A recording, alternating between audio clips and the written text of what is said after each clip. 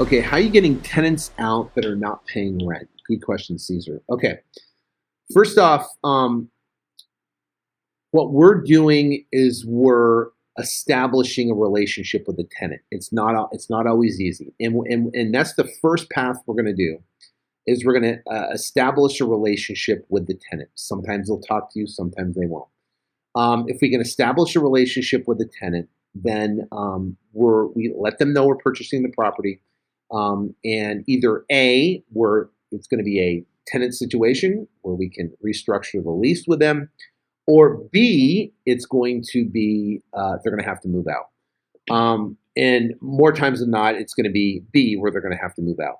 So if they're going to have to move out, and I say, listen, you know what, we can work with you. We can, I want to do it obviously the nice way to work with you. We can do a cash for keys situation, and then try to do a minimal cash for keys. And we want to get them to accept the cash for keys, be able to take the cash and be able to move out, so then we can deliver the property to the buyer vacant. Now, what if you can't do that right now? Now, let's say that path happens and you communicate with the tenant, you negotiate with the tenant, and the tenant says, all right, I'll do a cash for keys, $1,500, I'll move out. Now, I just did one a couple months ago, and the cash for keys was for $3,000, right? So for $3,000, she started at $8,000, and we negotiated down to $3,000. So we got down to $3,000. So negotiated, got $3,000. So now that she said $3,000, she gave the check. She signed a cash for keys agreement, and then she, before she got the check, she had to go pick it up at title. She had to deliver the keys, and she had to sign an agreement. When they did that, she gave possession up of the property. And our buyer took possession immediately of the property, changed the locks, right? So no one can get back in, and there's no breaking and entering or anything like that. So he basically changed the locks. So that's number one.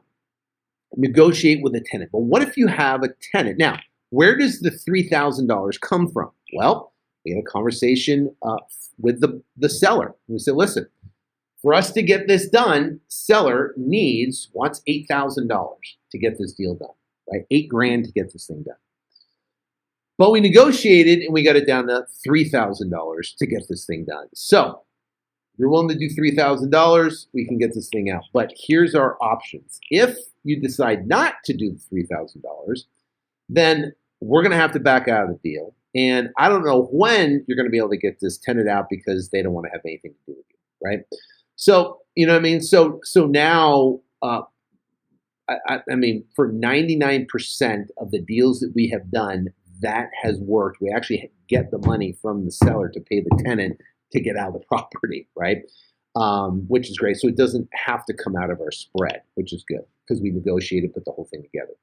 Now, the question is, what if the tenant won't respond?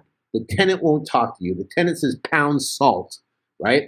Now, first off, you do have rights, or the landlord has rights, meaning they can send them a 48-hour notice and send anybody through the property and be able to have access to the property. If they don't give access to the property, then we can call the cops, and the cops can come in, and they'll let you in the property, right? You have a 48-hour notice. But what we're doing is that we're talking to our buyers. We're saying, hey, listen, you know what? And remember, we're doing this virtually. You're in Indianapolis, right? we're not on the ground there in Indianapolis. You're on the ground in Indianapolis. You have your attorneys there in Indianapolis. How much would it be worth to you to take over the tenant problem, right? What would it cost to take over the tenant problem? And the buyer goes, listen, if you give me a $5,000 discount, $7,000 discount, whatever the number is, we're going to go back and renegotiate with the seller. Say, listen, this deal is dead.